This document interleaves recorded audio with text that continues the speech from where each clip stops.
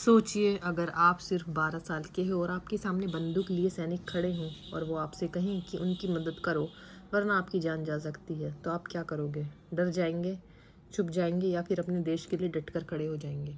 यह कहानी है एक ऐसे ही नन्हे लेकिन असाधारण वीर की, बाजी राउत, जिसने इतनी छोटी उम्र में भी अंग्रेज़ों के सामने झुकने से इनकार कर दिया और अपने देश के लिए अपना सर्वोच्च बलिदान दे दिया।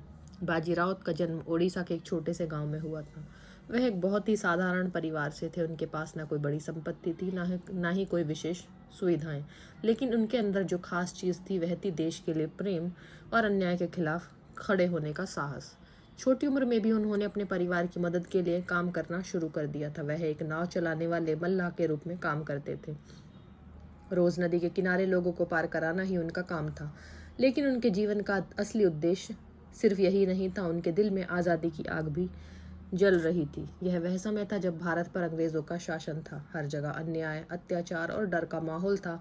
लोग अपने ही देश में आज़ाद नहीं थे, लेकिन इसी अंधेरे दौर में कई वीर स्वतंत्रता सेनानी उठ खड़े हुए थे जो देश को आज़ाद कराने के लिए संघर्ष कर रहे थे।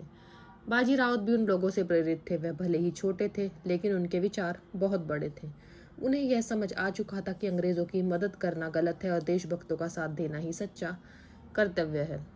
सन 1938 की एक ठंडी और अंधेरी रात, चारों ओर सन्नाटा था और नदी के किनारे हल्की हवा बह रही थी।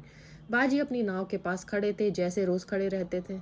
तभी अचानक कुछ अंग्रेज सैनिक वहां आ पहुंचे और उनके हाथों में बंदूकें थीं और उनके चेहरों पर कठोरता साफ दिखाई दे रही थी। उन्होंने बाजी से आदेश दिया, हमें तुरंत नदी पार कराओ।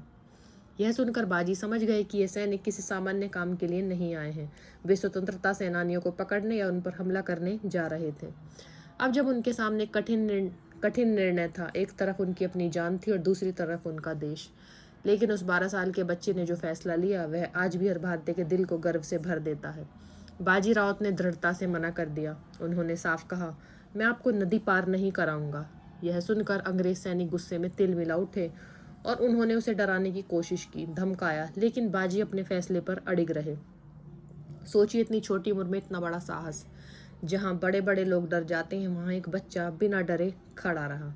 अंततः अंग्रेज सैनिकों ने क्रोध में आकर गोली चला दी और उसी क्षण वह नन्हा वीर वहीं शहीद हो गया।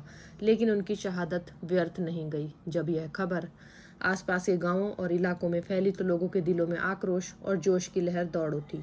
एक छोटे से बच्चे के बलिदान ने हजारों लोगों को प्रेरित किया।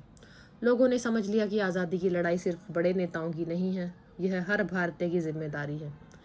बाजी राउत को भारत का सबसे कम उम्र का शहीद माना जाता है। उनकी कहानी हमें यह सिखाती है कि देशभक्ति उम्र की मोहताज नहीं होती।